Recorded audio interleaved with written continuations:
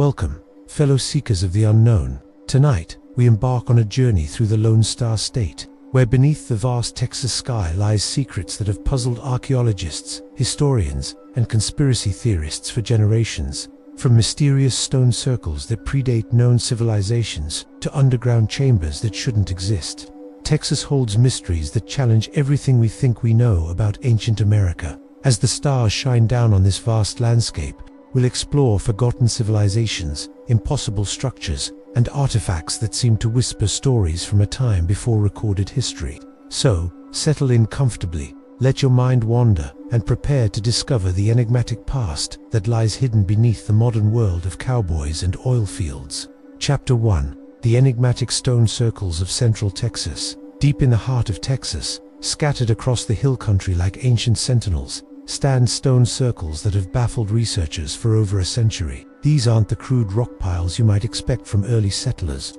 No, these are sophisticated megalithic structures, precisely arranged with astronomical alignments that suggest a knowledge of celestial mechanics far beyond what mainstream archaeology attributes to pre-Columbian North America.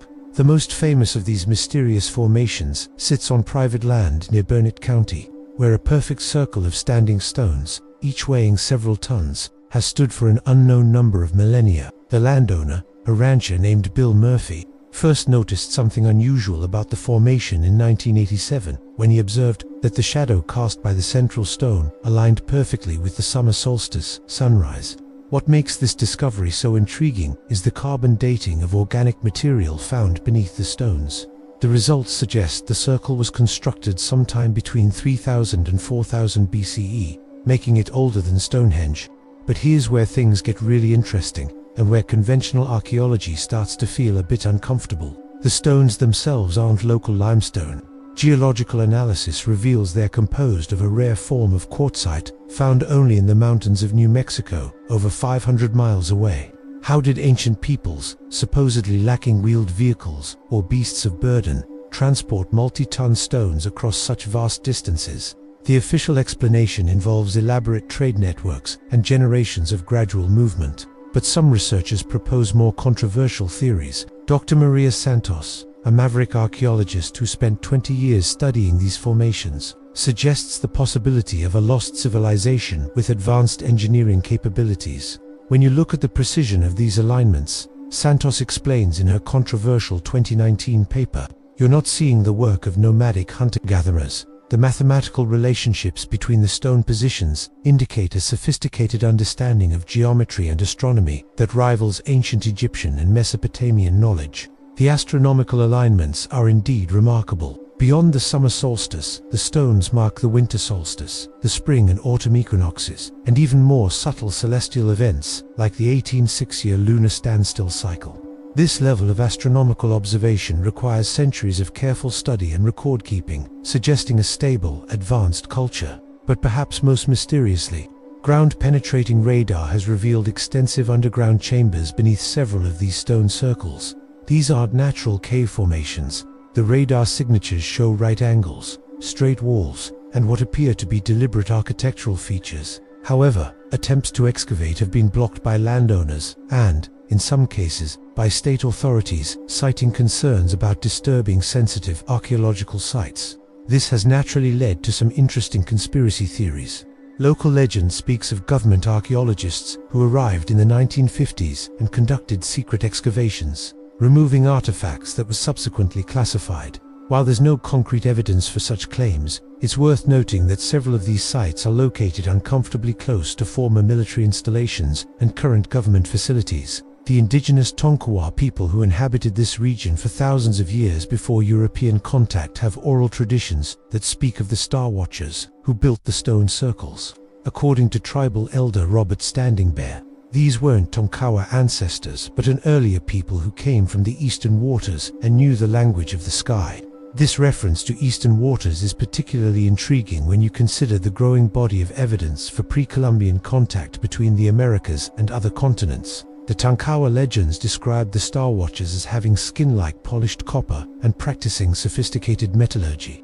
While mainstream archaeology insists that advanced metalworking didn't reach Texas until European contact, Private collectors in the region have amassed collections of copper and bronze artifacts that seem to tell a different story. One such collector, antiquities dealer James Morrison, claims to possess bronze tools and weapons found near the stone circles that show clear similarities to Bronze Age European designs. While the authenticity of these artifacts hasn't been verified by academic institutions, metallurgical analysis conducted by independent laboratories suggests they're genuinely ancient and contain copper isotopes consistent with European sources. The stone circles also exhibit unusual magnetic properties. Compass readings become erratic near the central stones, and some visitors report electromagnetic interference with electronic devices. Geologists have confirmed the presence of magnetic anomalies, but their origin remains unclear. The quartzite stones themselves aren't particularly magnetic, suggesting the anomalies might be caused by something buried beneath the formations. This has led to some fascinating speculation about the original purpose of these structures. Were they simply astronomical observatories and ceremonial sites, or did they serve some more practical function? Some researchers have proposed that the magnetic anomalies and precise geometric alignments might indicate a form of ancient technology we don't yet understand. Dr. Robert Chen, a physicist at the University of Texas, who studied the electromagnetic properties of the stone circles, has published papers suggesting the formations might have been designed to harness or focus natural Earth energies. The mathematical relationships between the stone positions create resonance patterns that amplify local magnetic fields, Chen explains. Whether this was intentional or coincidental, we can't say, but the effect is measurable and consistent across multiple sites. The implications of Chen's research are staggering. If ancient peoples possessed knowledge of electromagnetic principles thousands of years before their supposed discovery by modern science, it would completely rewrite our understanding of technological development. But Chen's work has been largely ignored by mainstream archaeology, dismissed as pseudoscientific speculation. As night settles over the Texas hill country, these ancient stone circles stand silent, keeping their secrets. Each stone seems to hold memories of a forgotten people who understood celestial mechanics and possibly electromagnetic principles that we are only beginning to rediscover. They remind us that human history might be far more complex and mysterious than our textbooks suggest. The questions these structures raise are profound. Who were the Star Watchers? How did they acquire their advanced knowledge? And perhaps most intriguingly, why did their civilization vanish, leaving behind only these cryptic monuments scattered across the Texas landscape? Chapter 2. The Underground Cities of East Texas. Beneath the piney woods of East Texas lies a network of underground chambers and tunnels that challenges everything we think we know about pre-Columbian North America. These aren't natural cave systems or simple root cellars dug by early settlers. Ground-penetrating radar and limited excavations have revealed sophisticated underground complexes with multiple levels, engineered ventilation systems, and architectural features that suggest advanced construction techniques. The first of these underground mysteries was discovered in 1934 near Marshall, Texas, when a sinkhole opened up on the property of cotton farmer Henry Walsh. When Walsh lowered a lantern into the hole to assess the damage, he was astonished to see not the rough walls of a natural cave, but smooth dressed stone surfaces and what appeared to be carved doorways leading into darkness.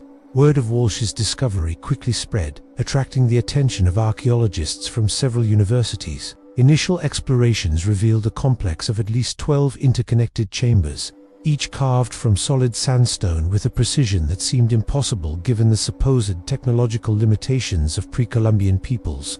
The walls bore no tool marks from metal implements, yet they were finished to a smoothness that would be difficult to achieve even with modern equipment.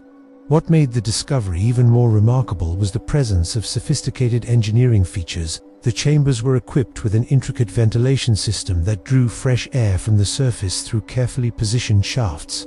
The airflow was so well designed that the chambers maintained a constant temperature of 68 degrees Fahrenheit year-round, regardless of surface weather conditions. But the most mysterious aspect of the Walsh site was what wasn't found there.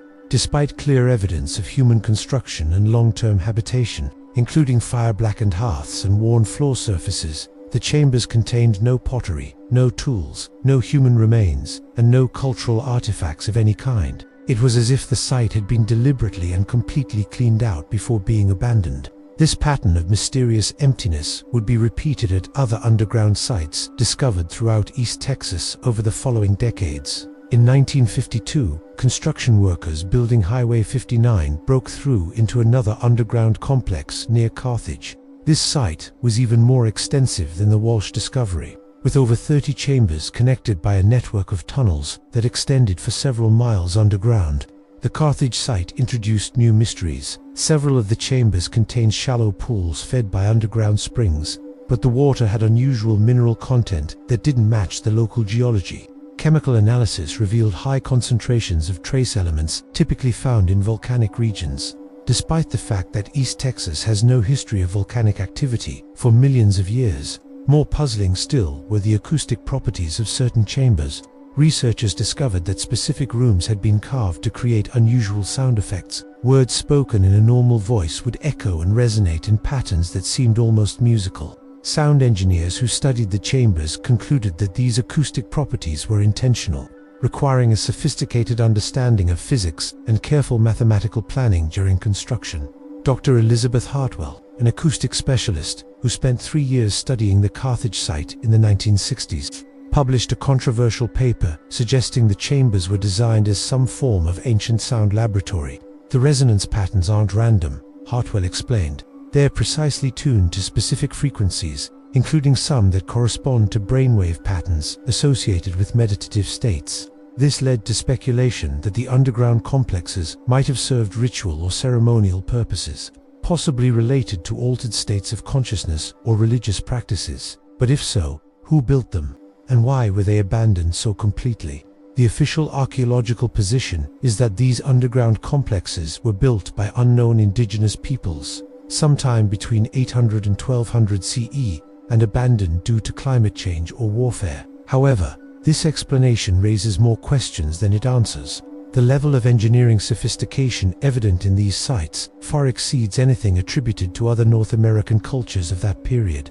Carbon dating of organic materials found in the chambers has produced wildly inconsistent results, with some samples dating to 1000 CE and others testing as much as 3000 years older. Conventional archaeology explains these discrepancies as contamination or dating errors, but some researchers wonder if the inconsistent dates might indicate multiple periods of construction and occupation spanning millennia.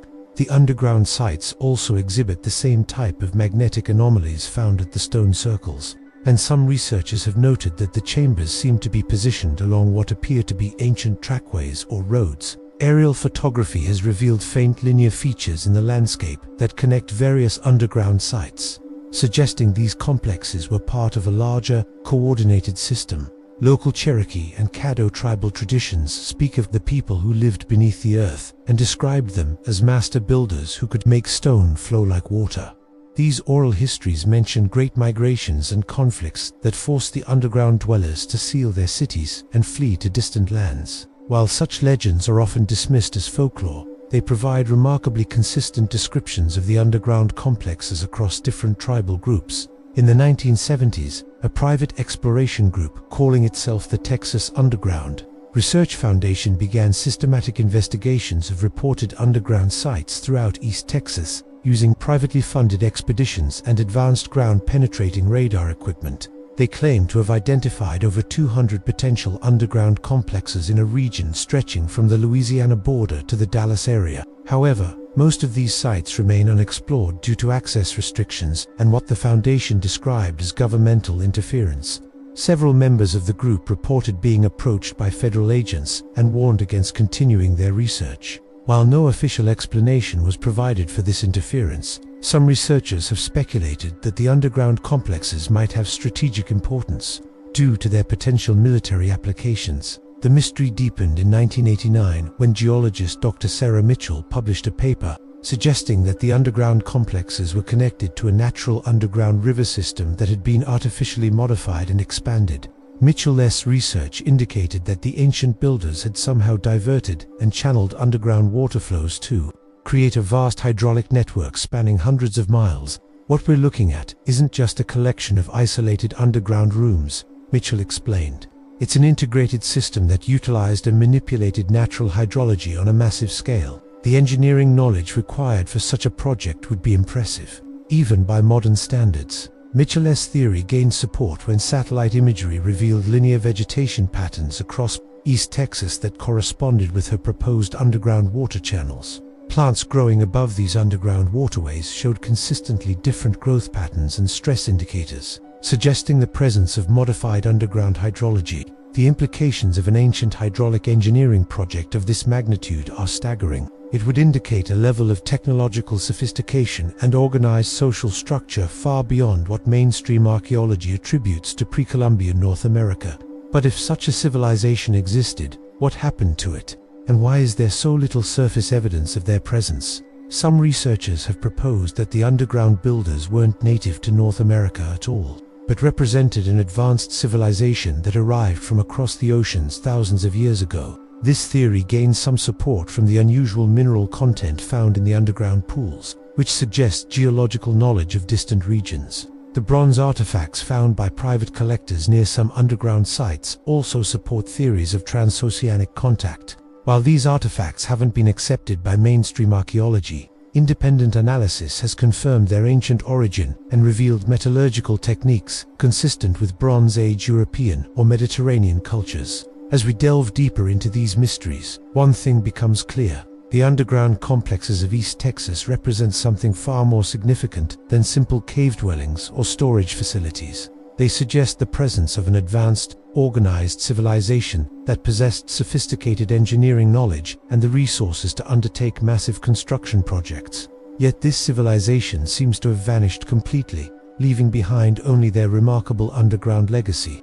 The chambers stand empty, their smooth walls holding secrets that we're only beginning to glimpse. In the darkness beneath East Texas, the whispers of an ancient people still echo, challenging us to reconsider everything we think we know about the prehistoric Americas. The mystery continues to unfold as new sites are discovered and new technologies allow us to peer deeper into these underground realms. Each chamber explored raises new questions about who built these remarkable structures, why they were abandoned, and what other secrets might still lie hidden beneath the Texas soil. Chapter 3: The Impossible Pyramids of South Texas. In the desert landscape of South Texas, where most people see only scrubland and cattle ranches, satellite imagery and ground surveys have revealed a collection of artificial mounds and geometric earthworks that bear striking similarities to pyramid complexes found in Mexico and Central America. Yet these structures predate known Mesoamerican influence in the region and display construction techniques that seem impossible given the supposed technological limitations of their builders.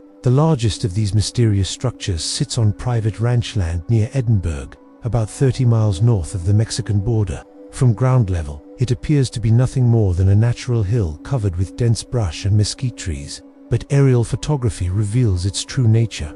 A massive stepped pyramid rising nearly 200 feet above the surrounding plain, with a base covering almost 15 acres.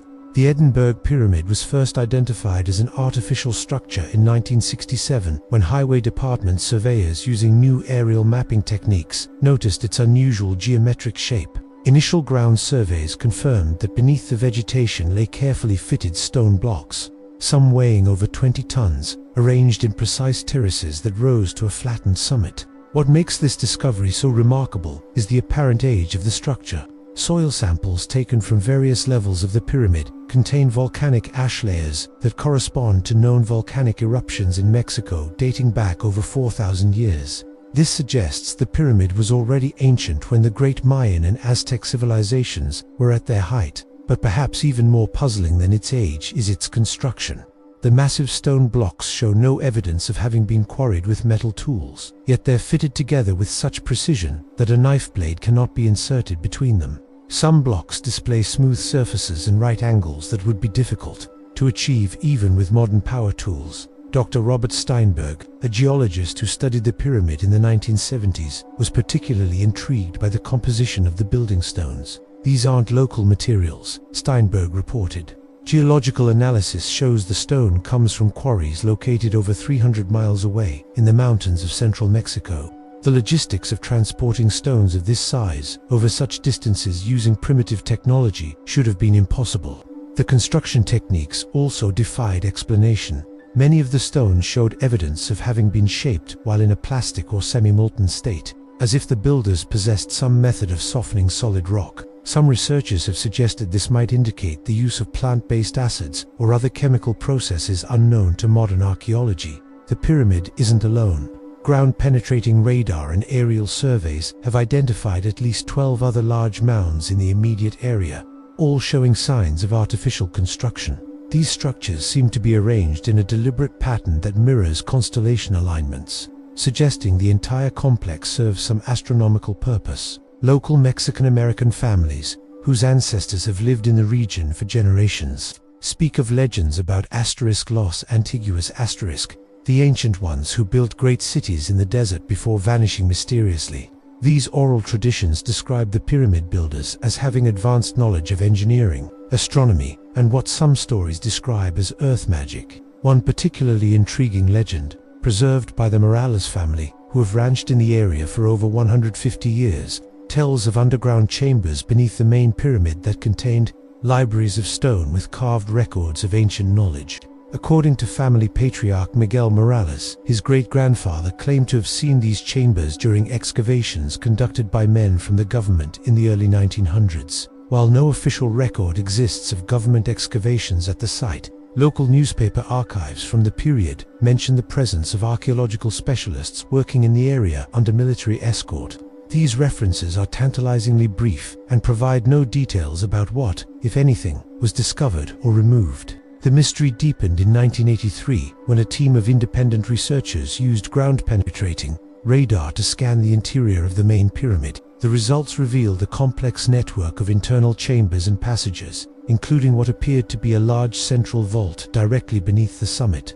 However, attempts to gain permission for excavation have been consistently denied by both the landowners and state authorities. This has led to some interesting conspiracy theories about what might lie hidden within the pyramid. Some researchers suggest the structure might contain artifacts or records that would challenge conventional understanding of pre-Columbian American history. Others propose more exotic possibilities, including advanced technology left behind by the mysterious builders. The electromagnetic properties of the pyramids have also attracted attention from researchers investigating ancient technologies, like the stone circles in central Texas. The pyramid structures exhibit unusual magnetic readings and seem to interfere with electronic equipment. Some visitors have reported that GPS devices become unreliable near the pyramids, and radio communications often suffer from unexplained static. Dr. James Peterson, a physicist who conducted electromagnetic surveys of the site in the 1990s, discovered that the pyramids generate measurable electrical fields that fluctuate in regular patterns.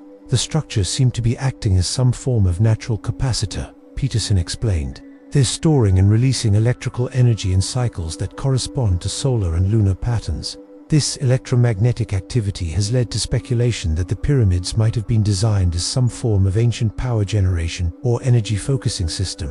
While such theories are dismissed by mainstream archaeology as pseudoscience, the measurable electromagnetic effects are difficult to explain using conventional models. The pyramid complex also exhibits unusual acoustic properties. Sound tests conducted by researchers have revealed that the structures create distinct echo patterns and resonance effects. Voices projected from the summit of the main pyramid can be clearly heard at several other pyramid sites located miles away, suggesting the entire complex might have functioned as an ancient communication system.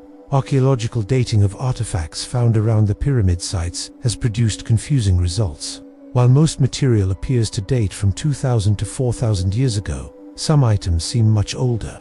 Obsidian tools found at the base of the main pyramid have been dated to over 8,000 years old, suggesting the site might have been in use for millennia longer than previously thought. The obsidian tools also raise questions about trade networks and cultural contact. The obsidian comes from sources in Guatemala and Honduras, indicating either extensive trade relationships or direct contact with Central American cultures thousands of years before such connections were supposed to have existed. Some of the more controversial artifacts found at the pyramid sites include carved stones with symbols that do not match any known Native American writing systems. These petroglyphs bear resemblances to scripts found in the Mediterranean and Middle East, leading some researchers to suggest possible transoceanic contact in ancient times. Dr. Maria Gut, an epigrapher who has studied the carved symbols, notes similarities to ancient Phoenician and Celtic scripts. While we can't definitively translate these symbols, the character forms and arrangement patterns are remarkably similar to Old World writing systems, Gutierrez explains. This could indicate either remarkable coincidence or some form of cultural diffusion we don't yet understand. The implications of transoceanic contact in ancient times would be revolutionary for our understanding of human history. If advanced civilizations were crossing the oceans thousands of years ago, it would explain many anomalies in the archaeological record, including the sophisticated construction techniques evident in the Texas pyramids. Recent advances in satellite imaging have revealed that the pyramid complex is even more extensive than previously thought. High-resolution imagery has identified what appear to be ancient roads connecting the pyramid sites to other mysterious structures scattered across South Texas and northern Mexico. These roadways show up as linear features in the landscape that are too straight and regular to be natural formations. The road network seems to connect the pyramids to other anomalous sites, including the underground complexes of East Texas and the stone circles of Central Texas. This suggests that ancient Texas might have been home to a far more complex and organized civilization than conventional archaeology acknowledges. Ground truthing of some of these apparent ancient roads has revealed constructed causeways made of carefully fitted stones, elevated above the surrounding terrain to provide drainage and all-weather travel. The engineering sophistication of these roadways rivals Roman construction techniques and indicates a highly organized society capable of large-scale infrastructure projects. As night falls over South Texas, the ancient pyramids stand silent beneath the desert stars, their mysteries intact after thousands of years. These massive structures represent achievements in engineering and organization that challenge our understanding of ancient American civilizations. They remind us that the past might be far more complex and interconnected than we've imagined. The questions raised by these pyramid complexes are profound. Who possessed the knowledge and resources to build such massive structures? How did they move enormous stone blocks across hundreds of miles of difficult terrain? And what happened to this advanced civilization that seems to have vanished without leaving clear historical records? Perhaps most intriguingly, why do these structures exhibit electromagnetic and acoustic properties that suggest their builders understood principles of physics that we consider modern discoveries? The pyramids of South Texas continue to challenge archaeologists and researchers, holding secrets that might fundamentally alter our understanding of human history in the Americas. Chapter 4: The Mysterious Metal Artifacts of West Texas. In the windswept plains of West Texas, where oil derricks pump black gold from ancient geological formations, strange metallic objects have been turning up in the most unlikely places. These aren't the crude iron tools of frontier settlers or even the sophisticated equipment of modern industry. Instead, they're mysterious artifacts made from alloys that shouldn't have existed in pre-Columbian America, found in geological contexts that suggest impossible antiquity. The story begins in 1934 near the town of Snyder, where oilfield workers drilling a new well brought up something unexpected, along with the usual mud and rock cuttings. Mixed in with geological material that was dated to be over 100,000 years old was a metallic object that defied easy explanation. The artifact was a precisely manufactured sphere about 4 inches in diameter, made from an alloy of metals that included copper, tin, and traces of elements that weren't supposed to be known to ancient peoples. The Snyder sphere, as it came to be known, exhibited unusual properties that puzzled The surface was perfectly smooth, showing no tool marks or signs of conventional manufacturing techniques. Either the geological dating was wrong, which seemed unlikely, given multiple confirming tests, or the sphere represented evidence of advanced technology in impossibly ancient times. Word of the discovery was quietly suppressed by the oil company, but news eventually leaked to local newspapers and attracted the attention of several universities. Initial academic interest was high, but as the implications of the find became clear, institutional enthusiasm quickly waned. By 1940, the sphere had disappeared from public view, reportedly lost during transfer between research facilities. However, the Snyder sphere wasn't an isolated case. Over the following decades, oil drilling operations across West Texas began turning up similar metallic anomalies. These included perfectly manufactured tools, decorative objects, and unidentifiable devices made from advanced alloys. All were found in geological contexts that predated known human occupation of the region by tens of thousands of years. In 1952, workers drilling near Midland discovered what appeared to be a sophisticated mechanical device embedded in shale deposits dated to 200,000 years ago. The object consisted of interlocking gears and components made from a corrosion-resistant alloy that modern metallurgists had difficulty identifying. X-ray analysis revealed internal mechanisms of extraordinary complexity, suggesting the device had been designed for some specific but unknown purpose. The Midland device exhibited several properties that baffled researchers. Despite its apparent age, the metal showed no signs of corrosion or degradation.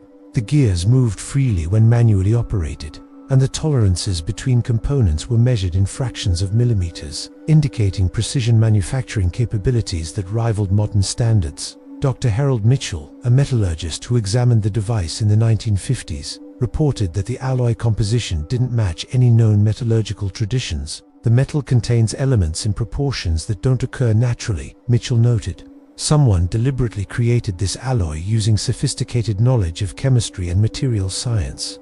The discovery of these anomalous metal artifacts coincided with increased oil exploration activities across West Texas, and it soon became apparent that such finds were more common than initially thought. Drilling companies began implementing policies requiring workers to report any unusual objects found during operations, but these reports were classified as proprietary information and kept from public view. However, some artifacts found their way into private collections, and amateur researchers began documenting patterns in the discoveries. It became clear that the mysterious metal objects were randomly distributed, but seemed to cluster around specific geological formations. These formations were characterized by unusual mineral deposits and electromagnetic anomalies that suggested possible ancient mining or industrial activities. Dr. Rebecca Thompson, a geologist who studied these patterns in the 1970s, proposed that West Texas might have been the site of ancient mining operations conducted by an unknown civilization.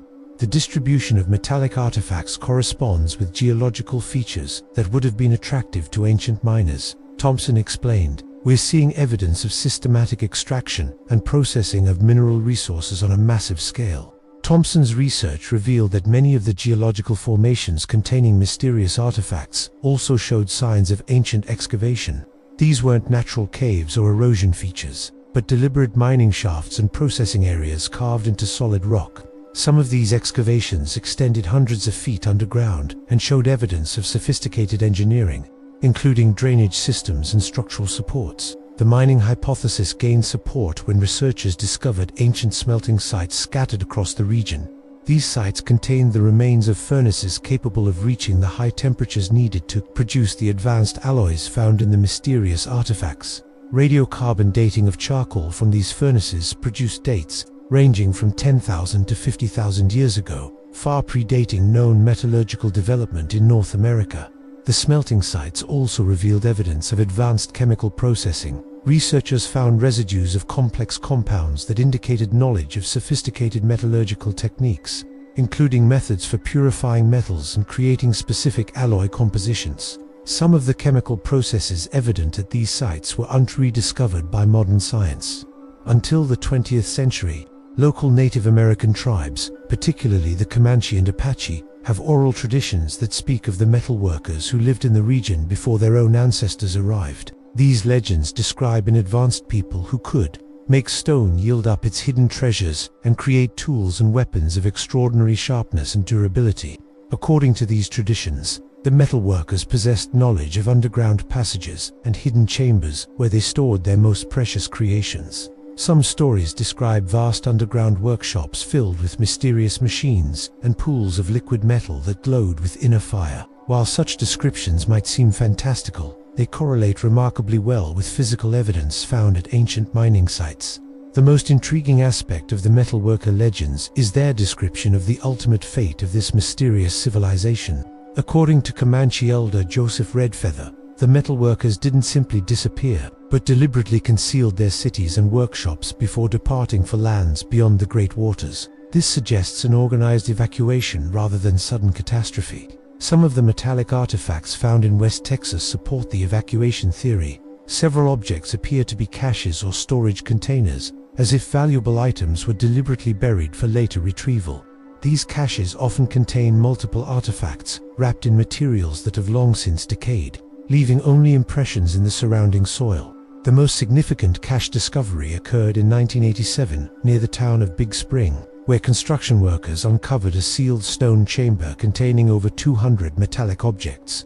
These ranged from simple tools and weapons to complex devices whose purpose remains unclear. All were made from the same mysterious alloys found in other West Texas discoveries, and all showed the same precision manufacturing characteristics.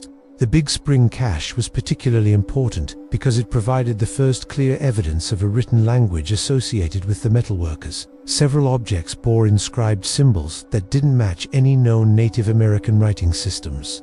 Initial attempts to decipher these symbols suggested they might be related to ancient Mediterranean or Middle Eastern scripts, raising intriguing questions about possible transoceanic contact. Dr. Samuel Richardson, a linguist who spent 15 years studying the inscribed symbols, concluded that they represented a sophisticated writing system used to record technical information. "These aren't simple decorative markings," Richardson explained. "They appear to be technical manuals or instruction guides, possibly describing manufacturing processes or operational procedures for the devices they're inscribed on." Some researchers have suggested that the mysterious metal artifacts might represent evidence of ancient astronaut visitation or lost advanced civilizations. While such theories are considered fringe by mainstream archaeology, the physical evidence is difficult to explain using conventional models of human technological development. The electromagnetic properties of the artifacts have also attracted attention from researchers investigating ancient technologies. Many of the objects exhibit unusual magnetic characteristics and seem to generate weak electrical fields under certain conditions. Some researchers have proposed that these properties might be intentional, suggesting the artifacts were designed to interact with natural electromagnetic phenomena. Recent advances in materials science have provided new insights into the mysterious alloys. Analysis using modern techniques has revealed that the metals contain trace elements in proportions that don't occur naturally on Earth. This has led some researchers to speculate that the artifacts might have been manufactured using extraterrestrial materials, possibly from meteorites or other cosmic sources. The possibility that ancient peoples had access to extraterrestrial materials is less far-fetched than it might initially seem. Several ancient cultures are known to have prized meteoritic iron for making special tools and weapons. The difference with the West Texas artifacts is the sophistication of the metallurgy involved, which suggests knowledge of advanced alloying techniques rather than simple working of raw meteoritic materials. As oil exploration continues across West Texas, new discoveries of anomalous metal artifacts continue to be reported. However, most of these finds remain in private hands or corporate collections, making scientific study difficult. The few artifacts that have been subjected to rigorous analysis continue to challenge our understanding of ancient technological capabilities. The implications of these discoveries are profound. If the artifacts are genuine, they suggest that advanced metallurgical civilizations existed in North America thousands of years before such technologies were supposed to have developed. This would fundamentally alter our understanding of human technological and cultural evolution. The mystery of the West Texas metal artifacts reminds us that the past might be far more complex than we imagine. Beneath the modern landscape of oil wells and cattle ranches lie the remnants of an ancient civilization whose technological achievements rival our own. These artifacts challenge us to reconsider our assumptions about the capabilities of ancient peoples and the linear progression of human technological development. Chapter 5: The Vanished Cities of the Panhandle. Across the vast expanse of the Texas Panhandle, where endless grasslands stretch to the horizon under an enormous sky, aerial photography and satellite imagery have revealed the ghostly outlines of massive ancient settlements that shouldn't exist, according to conventional archaeology. These aren't the remains of known Native American villages or early frontier towns. Instead, they appear to be the foundations of extensive urban complexes that housed populations numbering in the tens of thousands, built by an unknown civilization that vanished without leaving any clear historical record. The first of these mysterious settlements was identified in 1973, when NASA satellite imagery revealed unusual geometric patterns in the landscape near Amarillo. What initially appeared to be natural geological features were recognized by archaeologists Dr. Patricia Williams as artificial structures when she noticed their regular spacing and deliberate organization. Ground surveys confirmed that the patterns represented the foundations of an enormous ancient city covering over 300 square miles. The scale of the Amarillo complex is staggering. Aerial mapping has identified what appear to be residential districts, commercial areas, and large public spaces laid out in a sophisticated urban plan. The city was organized around a series of broad avenues that intersected at precise right angles, creating a grid system that rivals modern urban planning. At the center of the complex stands what appears to be a massive ceremonial or administrative center, consisting of several large pyramid-like structures surrounded by extensive plazas. What makes this discovery so remarkable is the apparent antiquity of the settlement. Soil core samples taken from various parts of the site indicate that the city was abandoned at least 3,000 years ago, possibly much earlier. This predates the rise of major urban centers in Mesoamerica and challenges conventional understanding of cultural development in North America. The construction techniques evident at the Amarillo site are equally puzzling. Ground-penetrating radar reveals that the foundations were built using massive stone blocks fitted together with mathematical precision. Some of these blocks appear to weigh several tons, yet there's no evidence of the ramps, lever systems, or other heavy construction equipment that would have been necessary to move and position them using primitive technology. Perhaps most mysteriously, the city appears to have been deliberately dismantled before being abandoned. Unlike other ancient sites where structures gradually decay due to weather and neglect, the Amarillo complex shows evidence of systematic deconstruction. Valuable materials were apparently removed, and the remaining foundations were carefully covered with soil in what seems to have been an organized effort to conceal the site. This pattern of deliberate concealment appears at other vanished cities throughout the Panhandle. Near Lubbock, satellite imagery has revealed another extensive urban complex that shows similar signs of intentional burial. The Lubbock site covers nearly 500 square miles and appears to have been even larger than the Amarillo complex, with evidence of sophisticated water management systems including aqueducts, reservoirs, and drainage channels. The water management systems are particularly impressive examples of ancient engineering. The channels were carved into solid rock and lined with a form of ancient concrete that still shows remarkable durability after thousands of years. The hydraulic engineering involved in these projects required sophisticated understanding of fluid dynamics and terrain management that rivals modern capabilities. Dr. Michael Rodriguez, a hydraulic engineer who studied the Lubbock water systems in the 1980s, was amazed by their sophistication. "These aren't simple irrigation ditches," Rodriguez explained. "They represent a comprehensive approach to water management that includes collection, storage, distribution, and waste treatment." The mathematical calculations involved in designing such a system would challenge modern engineers. The ancient concrete used in these water systems has proven particularly intriguing to material scientists. Chemical analysis reveals a composition that includes volcanic ash, lime, and various organic compounds that create a material more durable than modern Portland cement. Some sections of the ancient channels still function perfectly after millennia, carrying seasonal runoff with no signs of deterioration. What makes the discovery of these extensive water management systems so puzzling is the climate context. The Texas Panhandle today receives relatively little rainfall and is characterized by semi-arid conditions. However, the scale of the ancient hydraulic infrastructure suggests these cities were built during a period of much higher precipitation, indicating either significant climate change over the past few millennia or the ability to transport water from distant sources. Paleoclimatic research has indeed confirmed that the Panhandle region experienced much wetter conditions several thousand years ago. However, the transition to current arid conditions occurred gradually over many centuries, providing ample time for the ancient inhabitants to adapt their water systems or relocate to more favorable areas. The sudden abandonment of these massive urban centers suggests some other cause for their desertion. Local Comanche and Kiowa tribal traditions speak of the old cities and describe them as the dwelling places of a people who commanded the waters and spoke with the wind. According to these oral histories, the city builders possessed knowledge of weather control and could summon rain during times of drought.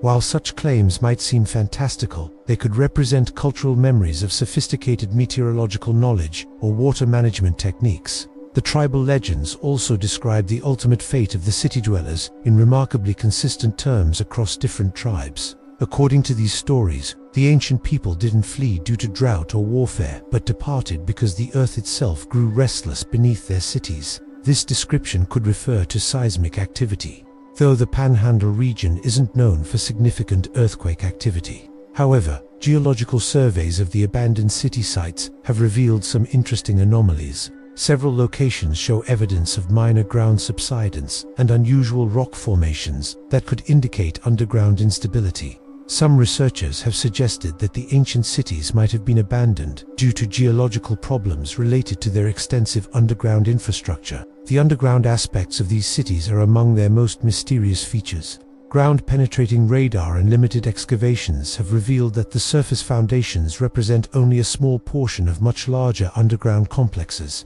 Beneath each city lies a vast network of tunnels, chambers, and underground structures that extend dozens of feet below the surface. These underground complexes appear to have served multiple functions. Some areas show evidence of workshops and manufacturing facilities, while others seem designed for storage or ceremonial purposes. The most intriguing underground features are large chambers with dome ceilings that exhibit remarkable acoustic properties similar to those found in the East Texas underground sites. Dr. Jennifer Hayes, an archaeologist who has spent her career studying the Panhandle cities, believes the underground complexes were designed to provide protection from extreme weather events. The Panhandle is subject to severe storms, tornadoes, and extreme temperature variations. Hayes explains, an underground city would provide security and climate control that would be impossible to achieve with surface structures alone. The underground chambers also exhibit the same electromagnetic anomalies found at other mysterious Texas sites. Magnetic compasses become unreliable in certain areas, and electronic equipment often malfunctions. Some researchers have suggested that these effects might be related to natural mineral deposits, but geological surveys haven't identified any obvious sources for the magnetic disturbances. The electromagnetic anomalies have led to some intriguing theories about the original purpose and design of the underground complexes. Robert Chen, the physicist who studied similar effects at the Central Texas Stone Circles, has proposed that the underground chambers might have been designed to harness or manipulate natural electromagnetic fields for practical purposes. The chamber configurations create measurable electromagnetic effects that seem to organize to be coincidental. Chen explains, the ancient builders might have understood principles of electromagnetic manipulation that we're only beginning to rediscover. This possibility becomes even more intriguing when considered alongside the unusual artifacts that have been found at the abandoned city sites. Unlike the empty chambers of East Texas, the Panhandle cities have yielded a variety of mysterious objects that provide tantalizing clues about their former inhabitants. Among the most puzzling discoveries are crystalline objects that appear to be artificially grown or manufactured.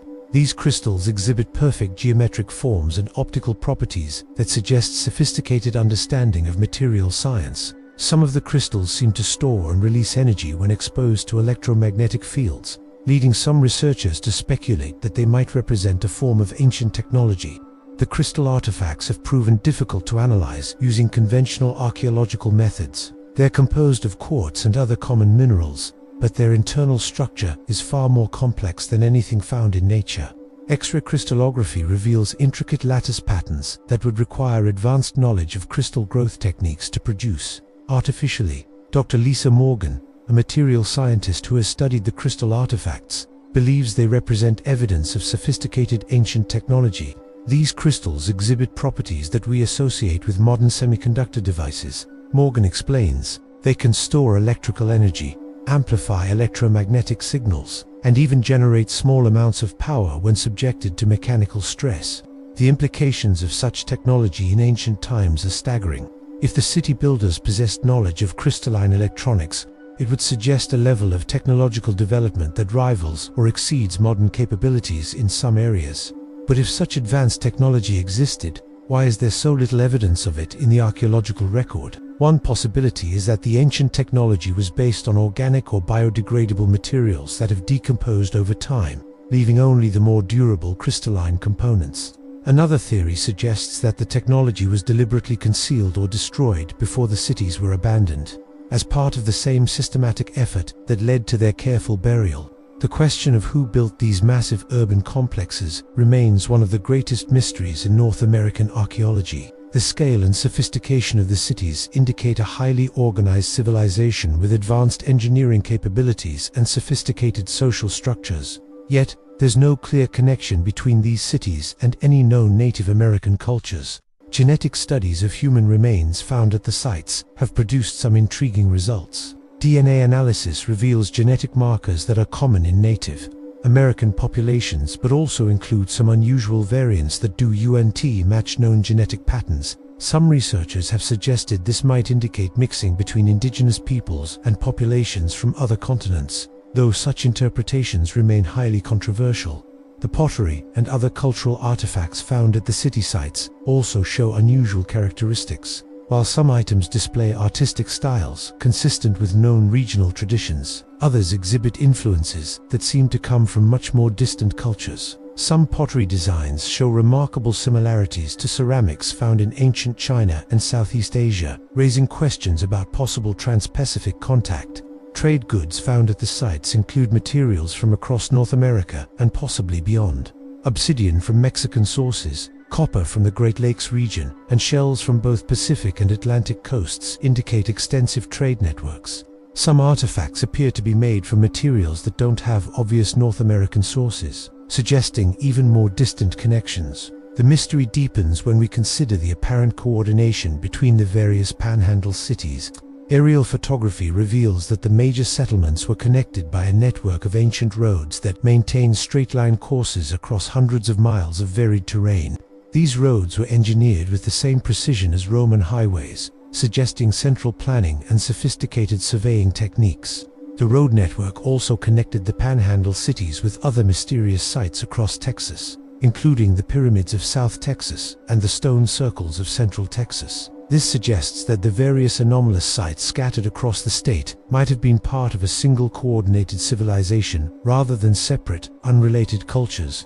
As night falls over the Texas Panhandle, the wind whispers across the grasslands where great cities once stood, hidden beneath the surface. The foundations of these urban complexes continue to hold their secrets, challenging us to reconsider our understanding of ancient North American civilizations. The vanished cities represent one of the greatest archaeological mysteries of our time. They suggest the existence of an advanced, organized civilization that possessed sophisticated engineering knowledge and extensive trade networks. Yet this civilization seems to have vanished completely, leaving behind only buried foundations and cryptic artifacts. The questions raised by these discoveries are profound. Who possessed the knowledge and resources to build cities of such massive scale? How did they develop such advanced technologies? And perhaps most mysteriously, why did they choose to systematically dismantle and bury their urban centers before disappearing into the mists of prehistory? Chapter 6: The Crystal Caves of Central Texas. Deep beneath the limestone hills of Central Texas lies a network of natural caves that contains some of the most extraordinary crystal formations ever discovered. But these aren't simply beautiful geological specimens created by natural processes over millions of years. Many of the crystals show evidence of having been deliberately shaped, arranged, and possibly even artificially grown by an unknown ancient civilization that understood principles of crystal science far beyond what conventional archaeology attributes to pre-Columbian peoples. The story of Texas's mysterious crystal caves begins in 1962 when spelunker James Crawford was exploring a newly discovered cave system near Austin. Following a narrow passage that seemed to lead deeper into the earth than any previously mapped cave in the region, Crawford emerged into a vast underground chamber that took his breath away. The walls, floor, and ceiling were covered with massive crystal formations that sparkled like frozen starlight in the beam of his flashlight. But what made Crawford's discovery truly extraordinary wasn't just the size and beauty of the crystals. As he explored the chamber more thoroughly, he realized that many of the formations had been deliberately modified. Some crystals had been carved into geometric shapes with mathematical precision. Others had been arranged in complex patterns that seemed far too organized to be natural. Most puzzling of all, several formations appeared to emit a faint, pulsing light that had nothing to do with his flashlight's reflection. Crawford's initial reports of the discovery were met with skepticism from the scientific community. Self-illuminating crystals and evidence of ancient crystal working seemed too fantastic to be credible. However, when a team of geologists and archaeologists finally visited the site in 1963, they were forced to acknowledge that Crawford's descriptions, however incredible, appeared to be accurate. Dr. Margaret Foster, a geologist who led the first scientific expedition to what became known as the Crawford Cave, was particularly intrigued by the apparent evidence of crystal modification. These formations show clear signs of having been worked with tools, Foster reported. We're seeing smooth, polished surfaces and precise geometric cuts that couldn't have been produced by natural geological processes. Even more puzzling were the crystals that seemed to generate their own light. Careful examination revealed that these formations contained trace amounts of phosphorescent minerals that had been somehow concentrated in specific locations within the crystal matrix. The distribution of these luminescent elements was far too precise and organized to be natural, suggesting deliberate manipulation of the crystal structure during formation. The implications of ancient crystal working technology were staggering. Modern science has only recently begun to understand the complex processes involved in growing crystals with specific optical and electronic properties. If ancient peoples possessed such knowledge thousands of years ago, it would represent a level of technological sophistication that rivals modern materials science.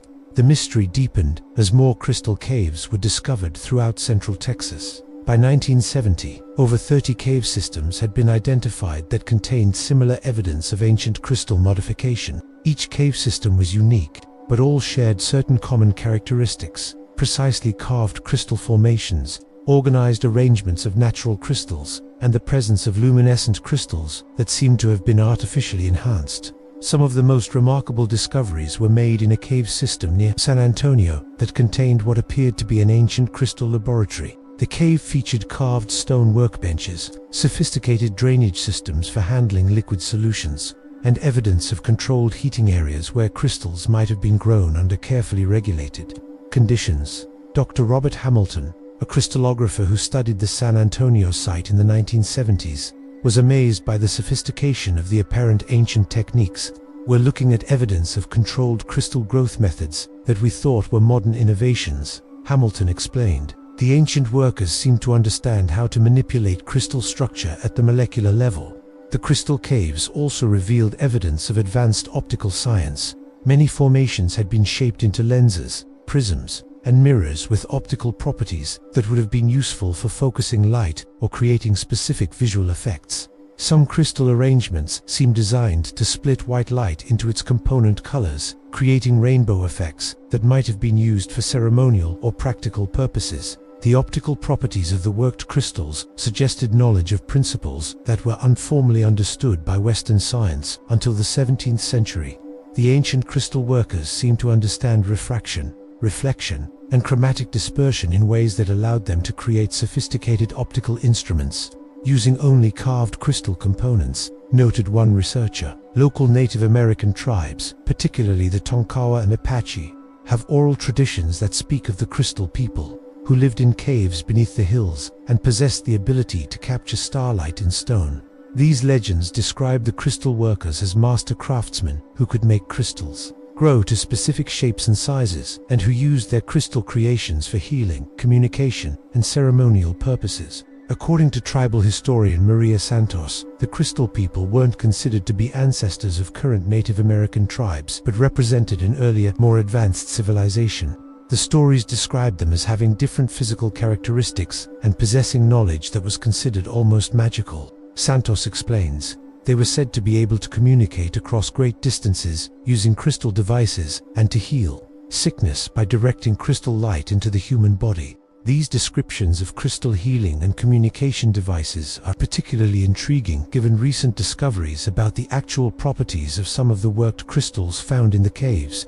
Scientific analysis has revealed that many formations exhibit piezoelectric properties, meaning they generate electrical charges when subjected to mechanical pressure. Some crystals also show evidence of being able to store and release electromagnetic energy under specific conditions. Dr. Jennifer Walsh, a physicist who has studied the electromagnetic properties of the cave crystals, believes they might have been used for practical applications. These crystals exhibit properties that would make them useful for energy storage, signal amplification, and even basic computing functions. Walsh explains, if the ancient crystal workers understood these properties, they might have created a form of technology based on crystalline electronics. The possibility of ancient crystalline technology becomes even more intriguing when considered alongside the unusual electromagnetic effects reported in and around the crystal caves. Visitors frequently report that electronic devices malfunction near the cave entrances, and compass readings become erratic in the presence of large crystal formations. Some researchers have suggested that the crystal caves might have been part of a larger technological system that utilized natural electromagnetic phenomena for practical purposes. The caves are often located at points where underground water flows intersect with specific geological formations, creating natural electromagnetic fields that might have been amplified or focused using the crystal arrangements. The acoustic properties of the crystal caves have also attracted scientific attention. Many caves exhibit remarkable sound effects, with certain crystal formations acting as natural resonators that amplify and modify audio frequencies. Some caves create distinct musical tones when air flows through carved crystal channels, suggesting they might have been designed as acoustic instruments.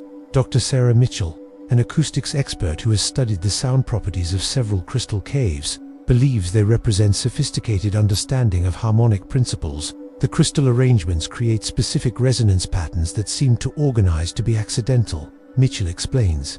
The ancient workers might have understood how to use crystal formations to create desired acoustic effects. The harmonic properties of the caves have led to some fascinating theories about their original purpose. Some researchers suggest the caves might have been used for healing practices that combined light therapy, sound therapy, and electromagnetic effects in ways that modern medicine is only beginning to explore. The healing theory gains support from the discovery of what appear to be ancient treatment chambers in several cave systems. These chambers feature carved stone platforms positioned precisely in relation to specific crystal formations, as if designed to expose patients to concentrated crystal light and sound effects. Some chambers also show evidence of having been equipped with systems for introducing aromatic substances, suggesting a holistic approach to healing that combine multiple sensory modalities. Archaeological evidence suggests the crystal caves were in use for thousands of years, with different periods of occupation and modification spanning several millennia. Carbon dating of organic materials found in the caves indicates peak usage between 3000 and 1000 BCE, though some evidence suggests much earlier origins. The most recent period of ancient activity in the caves appears to have ended abruptly around 1000 CE, with evidence suggesting the sites were deliberately sealed and abandoned. Many cave entrances show signs of having been carefully blocked with fitted stone barriers, and valuable crystal formations seem to have been removed or concealed before abandonment. This pattern of deliberate concealment is consistent with other mysterious Texas sites and suggests a coordinated effort by the ancient inhabitants to hide their knowledge and achievements before departing the region. The question of why such advanced civilizations would choose to abandon their technological achievements remains one of the greatest mysteries in North American archaeology. Modern exploration of the crystal caves continues to reveal new wonders and deepen the mysteries surrounding their ancient occupants. Recent discoveries include crystal formations that seem to respond to human presence, changing their luminescent properties when people approach. Some crystals appear to store information in their molecular structure, potentially preserving ancient knowledge in crystalline form. The possibility that crystals might serve as information storage devices has attracted attention from computer scientists and information theorists. If ancient peoples understood how to encode information in crystal matrices, it could represent a form of data storage far more durable than any modern technology. Dr. Michael Torres, a computer scientist who has studied information storage possibilities in natural crystals, believes the ancient crystal workers might have developed sophisticated data preservation techniques. Crystals can maintain molecular-level organization for millions of years, Torres explains. If you understood how to manipulate that organization, you could theoretically store vast amounts of information in a nearly indestructible medium. The implications of such technology are profound. If the crystal caves contain encoded information about ancient civilizations, their knowledge, and their technologies, it could provide unprecedented insights into human history and technological development. However, developing the techniques to read such crystalline information remains a challenge for modern science. As moonlight filters down through the limestone passages of central Texas, the crystal caves continue to hold their ancient secrets. Their luminescent formations pulse with mysterious energy, preserving knowledge and technologies that challenge our understanding of the past. These underground laboratories remind us that human ingenuity and scientific curiosity might be far older than we've imagined. The crystal caves represent perhaps the most tangible evidence of advanced ancient technology in North America. They suggest the existence of civilizations that possessed sophisticated understanding of materials, science, optics, electronics, and information storage thousands of years before such knowledge was supposed to exist. The questions raised by these discoveries continue to challenge researchers and expand our understanding of human technological capabilities. Who were the Crystal People? How did they develop such advanced knowledge? And what other secrets might still lie hidden in the luminescent depths of their underground laboratories? Chapter 7. The Forbidden Zones of Texas. Scattered across the vast landscape of Texas are dozens of locations that have been quietly placed off-limits to public access. Not by private landowners or state authorities, but by federal agencies that rarely explain their interest in these remote sites. These forbidden zones often coincide with the locations of the most mysterious ancient structures and anomalous archaeological discoveries, leading some researchers to suspect a deliberate effort to control access to evidence that might challenge conventional understanding of North American prehistory. The pattern of federal involvement in Texas archaeological sites began to emerge in the 1950s during the height of Cold War secrecy. What initially appeared to be routine government land acquisitions and military training area designations began to seem more purposeful when researchers noticed that many restricted areas contained some of the state's most enigmatic ancient sites. One of the first documented cases occurred in 1953 when the U.S. Air Force quietly established a training facility near the massive Stone Circle complex in Burnett County. The facility consisted of little more than a few temporary buildings and a small airstrip, but its boundaries encompassed the most significant megalithic structures in the region. Local ranchers reported seeing military vehicles and personnel conducting what appeared to be archaeological excavations rather than flight training exercises. Dr. William Patterson, an archaeologist who had been studying the Burnett County stones since the 1940s, was denied access to the site after the military facility was established. They told me the area was classified for national security reasons, Patterson reported in his journal. When I asked what national security implications could possibly relate to prehistoric stone circles, I was informed that such questions were beyond my clearance level. Similar patterns of federal restriction began appearing at other anomalous sites across Texas throughout the 1950s and 1960s. The underground complexes of East Texas found themselves within the boundaries of newly established wildlife refuges that seemed to have very few wildlife conservation activities. The South Texas pyramid sites were incorporated into geological research areas managed by agencies that conducted no apparent geological research. The most extensive federal involvement occurred in West Texas, where several of the most significant ancient metal artifact sites were incorporated into expanded military installations. Dyess Air Force Base, originally established during World War II, underwent massive expansion in the 1960s that happened to include several locations where anomalous metal objects had been discovered during oil drilling operations. Local residents and researchers began to notice that the federal interest in these sites seemed to correlate directly with their archaeological significance. Areas with little or no unusual archaeological evidence remained accessible to the public, while sites with the most intriguing ancient mysteries became increasingly restricted. This pattern didn't go unnoticed by the growing community of alternative archaeology researchers, who were beginning to question conventional interpretations of North American prehistory. By the 1970s, several independent research groups had begun documenting the correlation between archaeological anomalies and federal restrictions, leading to the first organized efforts to investigate what some researchers termed the cover-up.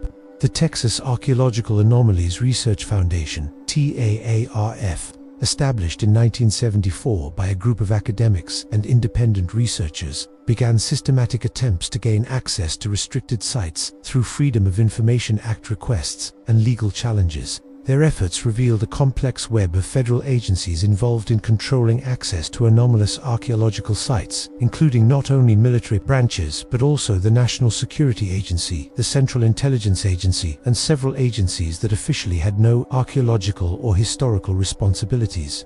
TARF, most significant discovery came in 1978, when FOIA requests revealed the existence of a classified program called Project Deep History, which was apparently tasked with assessment and control of archaeological discoveries with potential national security implications. While most details of the program remained classified, released documents indicated that it had been active since the early 1950s and had investigated dozens of sites across the United States, with particular concentration in Texas and the southwestern states.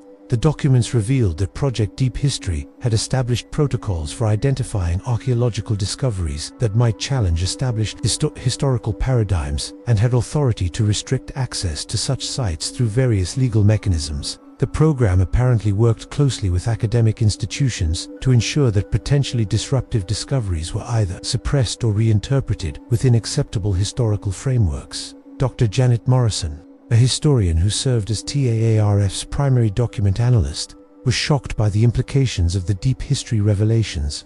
"We're re-looking at evidence of systematic suppression of archaeological information that might challenge conventional understanding of American prehistory," Morrison explained. The program seems designed to maintain specific historical narratives rather than pursue objective scientific investigation.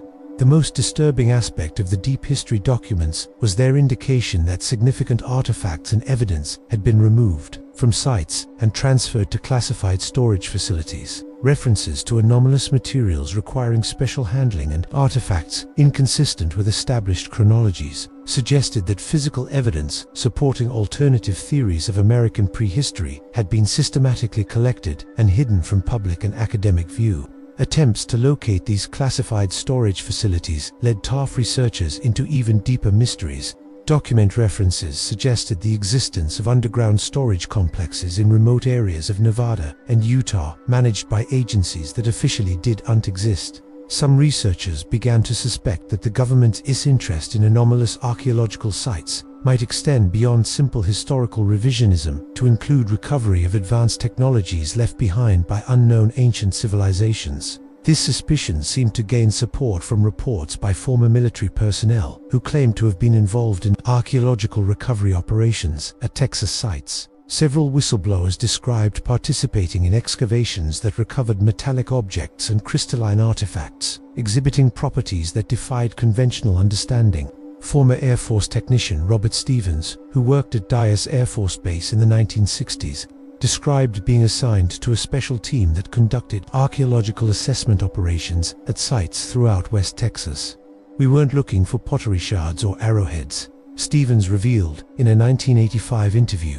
"We were collecting metallic objects and strange crystals that the scientists said showed evidence of advanced manufacturing techniques." Stevens' account was corroborated by other former military personnel who described similar operations at restricted sites across Texas. These whistleblower accounts painted a picture of a coordinated effort to locate and remove evidence of advanced ancient technologies, with recovered materials being transported to classified research facilities for study. The technological aspect of the government's interest in anomalous archaeological sites became clearer as more whistleblowers came forward with detailed accounts of the types of materials being recovered. Former Navy engineer Patricia Walsh described working on projects that involved reverse engineering ancient metallic alloys and crystalline devices recovered from Texas archaeological sites. "The materials we were studying exhibited properties that our conventional science couldn't explain," Walsh revealed. "Some metals were stronger and lighter than anything we could produce, and some crystals seemed to store and release energy in ways that defied known physics." The official position was that we were studying natural anomalies, but it was clear to everyone involved that these materials had been artificially created by someone with very advanced knowledge. The implications of Walsh's revelations were staggering. If the government had been secretly recovering and studying advanced ancient technologies for decades, it would explain not only the systematic restriction of archaeological sites, but also some of the technological leaps that had characterized American military and industrial development since the 1950s. Some researchers began to notice correlations between technological breakthroughs in fields like materials, science, electronics, and energy storage, and the timing of major archaeological discoveries at restricted Texas sites. While such correlations might be coincidental, they raised intriguing questions about the possible sources of inspiration for certain technological innovations. The electronic and computer revolution of the late 20th century seemed particularly relevant. Given the properties of some crystalline materials recovered from Texas archaeological sites, the development of semiconductor technology, fiber optics, and solid-state electronics all involved principles that seemed remarkably similar to those evident in ancient crystal artifacts. Dr. Michael Chang, a former research scientist at Bell Laboratories, claimed in a 1992 interview that some of the breakthrough discoveries in semiconductor technology during the 1960s and 1970s were directly inspired by analysis of crystalline materials recovered from archaeological sites. We were given samples of artificially grown crystals that exhibited electronic properties we had never seen before, Chang revealed. Our job was to figure out how to reproduce those properties using conventional manufacturing techniques. Chang's claims were supported by patent filings from the period which showed sudden advances in crystal growth techniques and semiconductor design that seemed to appear without clear developmental precedent. While patent records couldn't definitively prove the use of recovered ancient technologies, they documented technological leaps that seemed difficult to explain through normal research and development processes. The energy storage capabilities of some recovered crystalline materials also attracted significant government interest. Several whistleblowers described projects aimed at understanding how ancient crystals could store and release large amounts of energy without apparent external power sources. Such technology would have obvious military and commercial applications if it could be understood and reproduced. Former Department of Energy researcher Lisa Rodriguez described working on classified projects during the 1980s that involved studying anomalous energy storage devices recovered from Texas archaeological sites. These crystals could store electrical energy at densities that exceeded our best battery technologies by orders of magnitude, Rodriguez revealed. We spent years trying to understand the underlying physics, but the storage mechanism seemed to operate on principles we hadn't discovered yet. The potential military applications of such energy storage technology would have been enormous, particularly during the Cold War period when portable power sources were critical limitations for many weapons systems and electronic devices. If the government had access to advanced energy storage technologies derived from ancient sources, it might explain some of the technological advantages that characterized American military systems during this period. However, the most intriguing aspect of the government's interest in anomalous archaeological sites might not be technological but informational. Some researchers have suggested that the systematic restriction of access to ancient sites might be motivated by concerns about the historical information they contain, rather than advanced technologies they might preserve.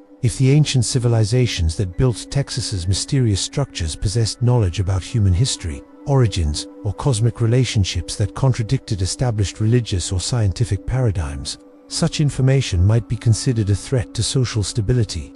The deliberate suppression of archaeological evidence might represent an effort to maintain existing cultural narratives rather than pursue objective truth. This possibility becomes more intriguing when considered alongside reports of inscribed materials and symbolic systems found at restricted sites. Several whistleblowers have described recovering stone tablets, metal plates, and crystalline storage devices that contained extensive written records in unknown languages. If these materials contained historical information that challenged fundamental assumptions about human civilization, their suppression might be motivated by concerns about social and religious disruption. The international implications of such discoveries would also be significant. If evidence existed of advanced ancient civilizations that predated known historical cultures, it might challenge the historical claims and cultural identities of various modern nations and peoples. The potential for such discoveries to create international tensions might justify their classification and suppression from a geopolitical perspective. As we consider the forbidden zones of Texas, we are confronted with the possibility that some of the most significant archaeological discoveries in human history might be hidden away in classified storage facilities, studied by government scientists who are bound by secrecy oaths and security classifications. The ancient mysteries of Texas might not be mysteries at all to certain government agencies, but rather carefully guarded secrets that challenge our understanding of human history and technological development. The questions raised by these forbidden zones are profound and disturbing. What discoveries have been made at these restricted sites? What technologies or information have been recovered and studied in secret? And perhaps most importantly, What right do government agencies have to suppress archaeological evidence that might fundamentally alter our understanding of human history and capabilities? The forbidden zones remind us that the search for truth about our ancient past might face obstacles that go far beyond the normal challenges of archaeological research. In the shadows of government secrecy, the greatest mysteries of human civilization might already have been solved. Their solutions locked away in classified files and underground storage facilities where they serve the interests of national security rather than human knowledge. Chapter 8: The Connections to Ancient Civilizations.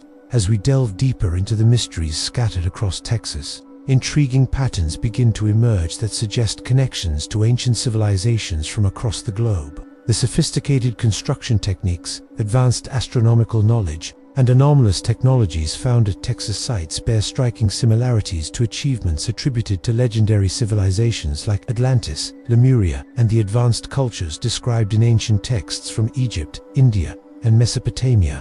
The precision stonework found at Texas megalithic sites, for instance, employs construction techniques that closely parallel those found at mysterious sites worldwide. The perfectly fitted massive stones at Central Texas circles show the same impossible precision found at Sacsayhuaman in Peru, the ancient temples of Egypt, and the megalithic structures of the Mediterranean.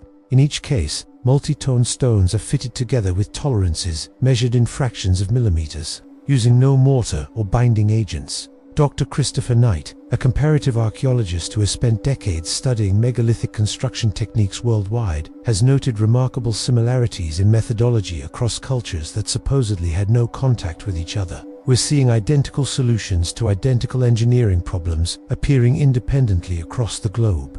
Knight explains, the probability of such convergent evolution in construction techniques is virtually zero.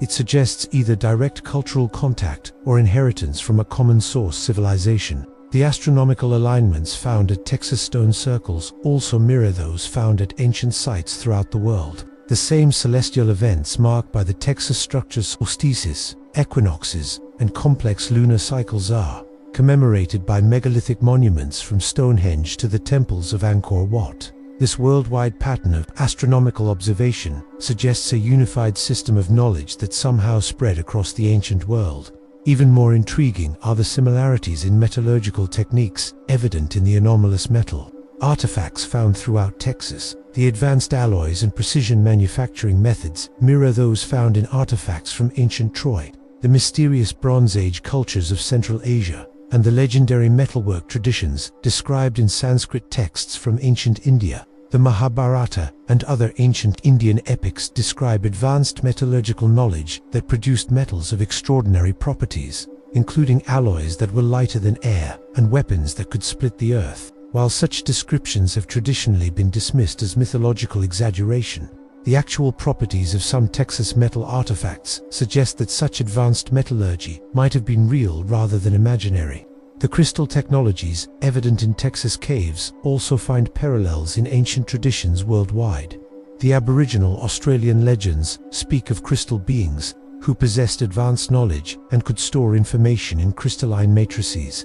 The ancient Egyptian texts describe the use of crystals in healing and communication technologies. Even the Celtic traditions of Ireland and Scotland contain detailed descriptions of crystal-based technologies that sound remarkably similar to the evidence found in Texas caves. These worldwide parallels suggest that the anomalous technologies found in Texas might not represent isolated developments by local civilizations, but rather traces of a global network of advanced knowledge that once connected ancient cultures across vast distances. This possibility becomes even more intriguing when we consider the evidence for extensive ancient trade networks that spanned continents and oceans. Recent archaeological discoveries have revealed that ancient peoples engaged in much more extensive long-distance travel and trade than previously imagined. Artifacts of clearly American origin have been found in ancient European and Asian sites, while Old World materials have been discovered in pre-Columbian American contexts.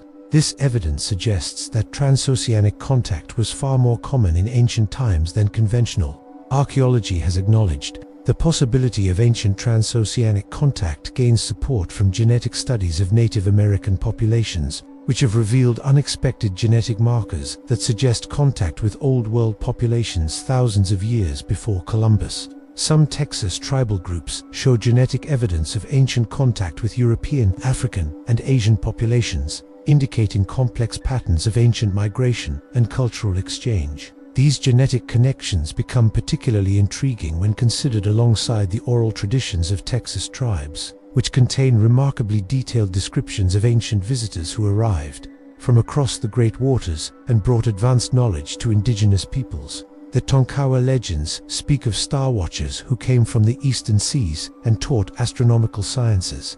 The Caddo traditions describe metal workers who arrived from distant lands and established sophisticated mining and manufacturing operations. Such legends might represent cultural memories of actual historical events rather than mythological stories.